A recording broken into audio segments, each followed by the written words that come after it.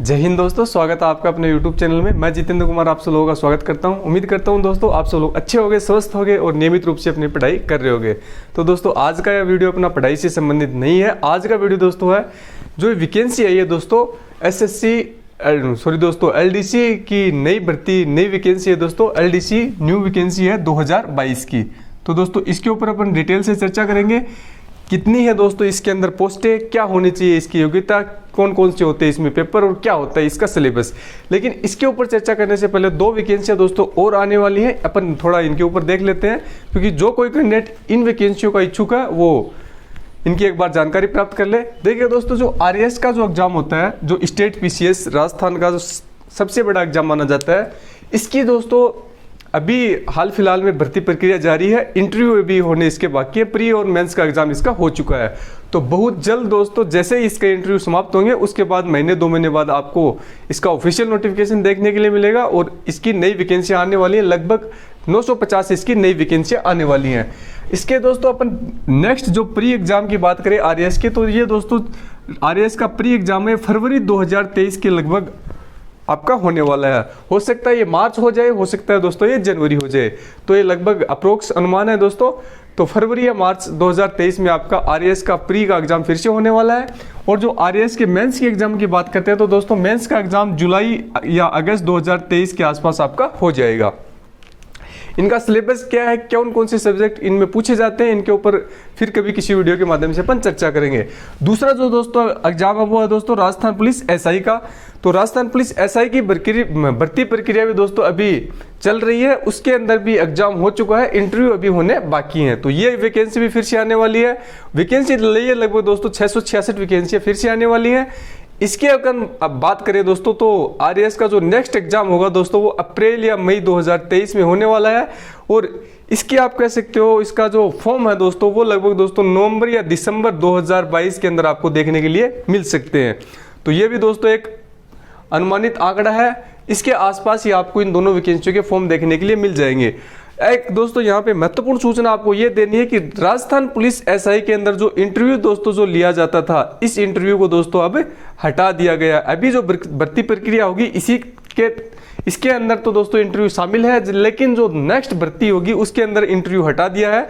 तो ये दोस्तों कैंडिडेट्स के लिए एक बहुत अच्छी खबर है, बहुत एक बड़ी खबर है। क्योंकि दोस्तों इंटरव्यू के अंदर कहीं ना कहीं थोड़ा बहुत हेरफेर करके कैंडिडेट को डिस्क्वालीफाई कर दिया जाता था या उनके मार्क्स कम कर दिए जाते थे।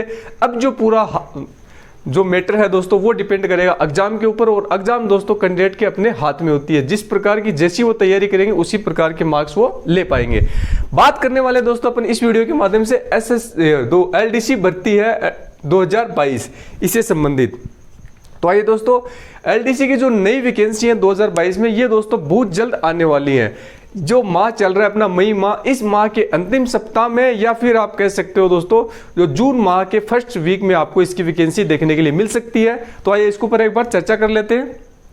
तो देखिएगा दोस्तों, जो SSC LDC की जो वैकेंसी है इनके लिए अपन योग्यता देखना चाहें तो क्या होनी चाहिए आपकी योग्यता। तो 12th पास होना चाहिए दोस्तों। आप चाहे आपने किसी भी बोर्ड से 12th पास की हो, चाहे किसी भी सब्जेक्ट से 12th पास की हो, आर्ट्स साइंस कॉमर्स। इसके साथ ही दोस्तों आपके पास में एक RSC ITI जैसा जो डिप्लोमा होता है कंप्यूटर का, ये भी आपके लिए पास होना अनिवार्य है। ये डिप्लोमा होगा और 12th पास होगी तो ही दोस्तों आप इसको फॉर्म को फिलअप कर पाओगे। जरूरी नहीं दोस्तों आपके पास RSC ITI हो। RSC ITI से अगर किसी उच्च रैंक का डिप्लोमा आपके पास है, जैसे C लैंग्वेज है, CTET है, या फिर BCA अगर आपने किए कंप्यूटर से, तो अगर RSC ITI से उच्च लेवल का डिप्लोमा अगर दोस्तों आपके पास है तो वो भी इसके अंदर काम में ले सकते हो। अगर वो है तो भी आप फॉर्म फिलअप कर सकते हो। अगर किसी दोस्त के पास ये नहीं है तो वो RSC ITI करके डिप्लोमा प्राप्त कर सकता है। बात करते हैं दोस्तों जो SSC LDC की जो वैकेंसी है दोस्तों, ये सेकंड ग्रेड की वैकेंसी है। इसके तहत दोस्तों जब आपकी जॉब लगती है तो आपको किस किस स्तर पे आपका पोस्टिंग दी जाती है। तो देखिएगा दोस्तों, एक तो दोस्तों इसमें RPSC के तहत आपको पोस्टिंग मिलेगी, एक इसमें सेक्रेटरीट के तहत पोस्टिंग मिलेगी, एक आपको इसमें सबऑर्डिनेट के तहत पोस्टिंग मिलेगी। तो ये जो ऊपर वाली दो पोस्टिंग है दोस्तों RPSC और सेक्रेटरीट, इसके तहत दोस्तों उन कैंडिडेट्स को पोस्टिंग दी जाएगी जिन कैंडिडेट्स की रैंक्स अच्छी आती है। जो कैंडिडेट पेपर के अंदर अच्छे मार्क्स लेके आते हैं, उनकी रैंक अच्छी होती है, तो उनको मिलेगी आरपीएस या सेक्रेटरीट के तहत पोस्ट, और जिनकी रैंक निचले स्तर पे आती है उनको मिलेगी सबऑर्डिनेट के तहत पोस्टिंग दोस्तों। अब इसमें फायदा और नुकसान क्या है दोस्तों, देखिए जो आरपीएस और सेक्रेटरीट के तहत जिन कैंडिडेट को पोस्टिंग मिलती है उनको प्रमोशंस वगैरह जल्दी होते हैं, नंबर एक बात। दूसरी, उनको जिस विभाग में जहाँ पे पोस्टिंग मिलती है वो लगभग काफ़ी समय तक उसी विभाग के अंदर कार्यरत होते हैं, उनकी किसी दूसरे जिले में या किसी दूसरे स्थान पे पोस्टिंग नहीं की जा सकती। लेकिन यहाँ पे अगर आप पोस्टिंग लेते हो सबऑर्डिनेट में, तो दोस्तों यहाँ पे आपकी पोस्टिंग चेंज होती रहती है, आपके जिले चेंज होते रहते हैं। तो ये एक दो आप इसके अंदर बड़े अंतर मान सकते हो।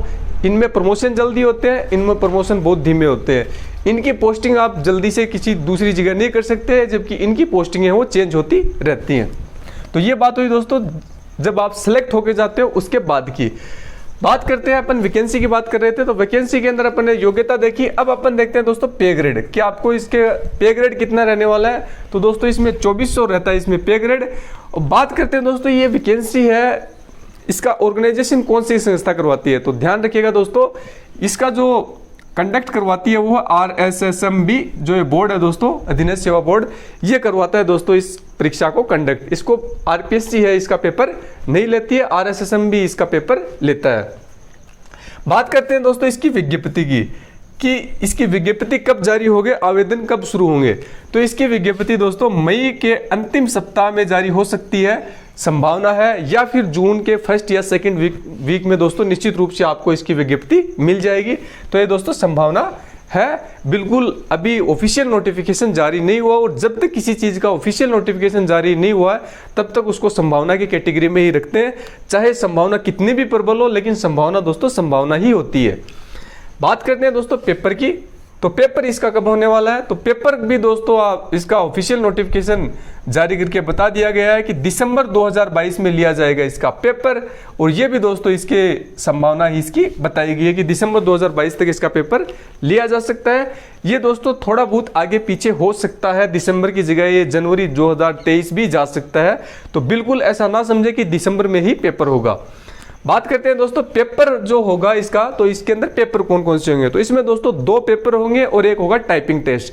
अब देखते हैं 2 जो पेपर होंगे उनमें कौन कौन से सब्जेक्ट पूछे जाते हैं। तो देखिएगा दोस्तों, पहला जो पेपर होगा, पेपर जो फर्स्ट होगा, उसके अंदर दोस्तों 150 प्रश्न आएंगे, 150 क्वेश्चन आएंगे उसमें, और 150 ही अंक के वो रहने वाले हैं।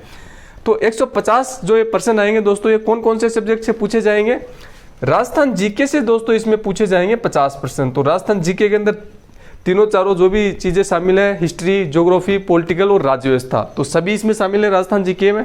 यहाँ पे ध्यान रखने वाली बात यह है दोस्तों, नेशनल जीके यहाँ पे नहीं पूछा जा रहा है, ओनली राजस्थान जीके पूछा जा रहा है।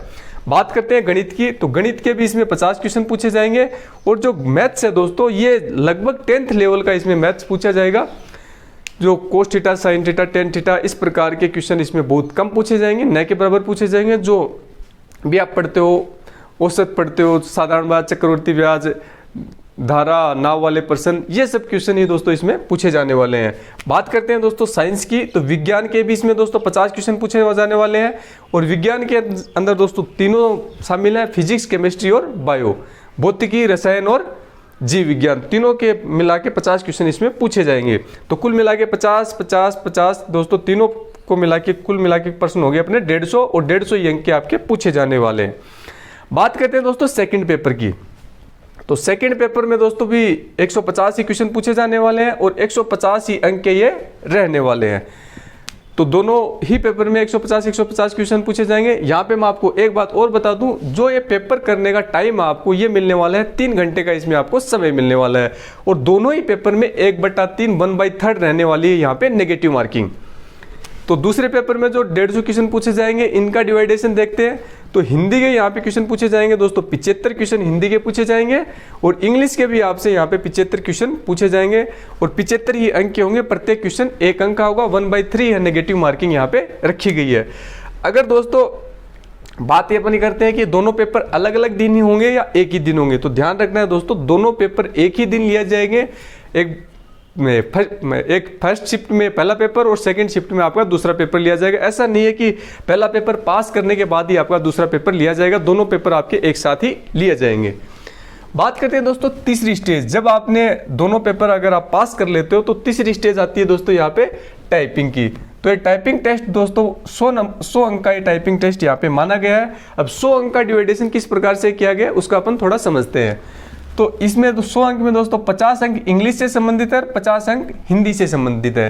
तो इंग्लिश के 50 अंक हैं वो किस प्रकार से बांटे गए हैं, इंग्लिश में दोस्तों 25 जो नंबर है वो दोस्तों होंगे टाइपिंग के। तो इसमें आपको टाइपिंग कंप्यूटर के ऊपर टाइपिंग करनी होगी, उसके अंदर लगभग आपको 30 की स्पीड हिंदी के अंदर लानी होगी। दूसरी अपन जो 25 अंक है दोस्तों, इसके ये 25 अंक दोस्तों आपके MX एक्सेल के अंदर आपको वहाँ पे एंट्री करवाई जाएगी। जो MX एक्सेल आता है दोस्तों, तो MX एक्सेल में वहाँ पे आपसे एंट्री करवाई जाएगी। तो इस एंट्री के वहाँ पे रखे गए दोस्तों 25 अंक रखे गए हैं। सेम इसी प्रकार से हिंदी के 50 अंक रखे गए हैं। 25 अंकों की आपका टाइपिंग टेस्ट होगा और 25 अंक ही दोस्तों आपको MX एक्सेल के अंदर एंट्री करवाई जाएगी हिंदी लैंग्वेज में। तो इंग्लिश लैंग्वेज और हिंदी लैंग्वेज दोनों के 50-50 अंक आपके टाइपिंग से संबंधित रखे गए हैं। अब दोस्तों अगर आप ये भी क्वालिफाई कर लेते हो, टाइपिंग टेस्ट क्वालिफाई कर लेते हो, दोनों पेपर में पास हो जाते हो, तो उसके बाद दोस्तों आपकी निकाली जाएगी फाइनल मेरिट लिस्ट। और फाइनल मेरिट लिस्ट में आप अगर सेलेक्ट होते हो तो जैसा कि मैंने बताया जिस प्रकार के आपके नंबर आते हैं उसी कैटेगरी में दोस्तों आपको दे दी जाएगी जॉब। अगर आपकी अच्छी रैंक आती है तो RPSC या सेक्रेटरीट में आपको जॉब दी जाएगी, और आपकी अगर निचले स्तर पर रैंक आती है तो सब ऑर्डिनेट में आपको जॉब दी जाएगी। बात करते हैं दोस्तों, ये मैं आपको पहले ही बता चुका हूँ, जो दोनों पेपर होंगे दोस्तों ये एक ही दिन होने वाले हैं, अलग अलग दिन आपके नहीं होंगे। दोनों पेपर को मिलाकर दोस्तों 40% पासिंग मार्क्स आपके लाने आवश्यक है, इस बात को आपको ध्यान रखना है। तो दोनों पेपरों को मिला के दोस्तों 40% पासिंग मार्क्स लाओगे तो ही दोस्तों आपको पास की कैटेगरी में रखा जाएगा। मेरिट की कैटेगरी में आने के लिए आपको मार्क्स अच्छे लाने होंगे। नेगेटिव मार्किंग मैं आपको बता चुका हूं दोस्तों, 1/3 आपकी नेगेटिव मार्किंग यहाँ पे रहने वाली है। दोनों पेपर में समय मैं आपको बता चुका हूँ कि 3 घंटे का समय यहाँ पे आपको मिलने वाला है। जैसे कि राजस्थान पुलिस में आपको समय थोड़ा कम मिला था दोस्तों, तो यहाँ पे समय आपको पर्याप्त मिलने वाला है, 3 घंटे का समय मिलने वाला है। और जैसा कि आप देख भी रहे हो मैथ के क्वेश्चन भी 50 आने वाले हैं, तो समय 3 घंटे का तो यहाँ पे दिया जाना आवश्यक है। और चौथी स्टेप बता चुका हूँ, अगर आप दोनों पेपर को पास करते हो प्लस ये टाइपिंग टेस्ट अगर पास करते हो तो आपको मेरिट लिस्ट यहाँ पे आपकी जारी की जाएगी। मेरिट लिस्ट में अगर आपका फाइनल सिलेक्शन होता है तो यहाँ पे दोस्तों आपको इन 3 में से किसी एक कैटेगरी के अंदर आपको जॉब दे दी जाएगी। तो ये है दोस्तों LDC नई भर्ती 2022 की पूर्ण जानकारी। अगर इस भर्ती से संबंधित किसी प्रकार का कोई संशय आपके माइंड में हो तो निश्चित रूप से कमेंट सेक्शन में कमेंट कर सकता है और मुझसे पूछ सकता है, या फिर डिस्क्रिप्शन में दोस्तों टेलीग्राम का लिंक है, तो टेलीग्राम पे मुझसे संपर्क करके इस भर्ती से संबंधित या कोई और संशय हो RAS या राजस्थान पुलिस SI भर्ती से संबंधित तो निश्चित रूप से मुझसे पर्सनली वो टेलीग्राम पे संपर्क करके बात कर सकता है। तो उम्मीद करता हूं दोस्तों दी गई जानकारी आपको पसंद आएगी। पसंद आती है तो दोस्तों अपने भाई बंधु और दोस्तों के पास इस वीडियो को शेयर करें, ताकि मैं दोस्तों मोटिवेट रह सकूँ, और मैं मोटिवेट रह सकूँगा तो आपको निश्चित रूप से जो भी अपने चैनल के द्वारा जानकारी दी जाएगी, चाहे वो पढ़ाई से संबंधित हो, चाहे वो किसी न्यू वैकेंसी से संबंधित हो, या फिर कोई जानकारी हो, अपने चैनल पे दोस्तों बिल्कुल ऑथेंटिक जानकारी दी जाएगी। ऐसा नहीं है कि अनावश्यक जो भी आया वही आपको बता दिया जाएगा, ऐसा कभी भी पॉसिबल नहीं होगा। चाहे आप चैनल के ऊपर कोई भी वीडियो जो डाल रखा है उसको उठा के देख सकते हो, किसी भी वीडियो में अनावश्यक बातें नहीं की जाएंगी, अनावश्यक जानकारी नहीं दी जाएगी। और दोस्तों पढ़ाई से संबंधित अपने वीडियो धीरे धीरे आ रहे हैं, जैसे जैसे मुझे समय मिल रहा है वैसे वैसे आपके लिए मैं वीडियो डाल रहा हूं। तो आप जहां से जिस भी माध्यम से पढ़ाई कर रहे हैं उसको आप जारी रखिएगा, समय निकाल के जैसे ही मैं वीडियो डालता हूं तो आप उसको देख लीजिएगा। निश्चित रूप से दोस्तों आपको वहां से मदद मिलेगी, और आप जिस किसी एग्जाम की प्रिपरेशन कर रहे हो उसमें आपको जो सफलता है उसको सुनिश्चित करने में थोड़ा आसान आप कर पाओगे। तो दोस्तों मिलते हैं नेक्स्ट वीडियो में, तब तक के लिए पढ़ते रहिएगा, आगे बढ़ते रहिएगा।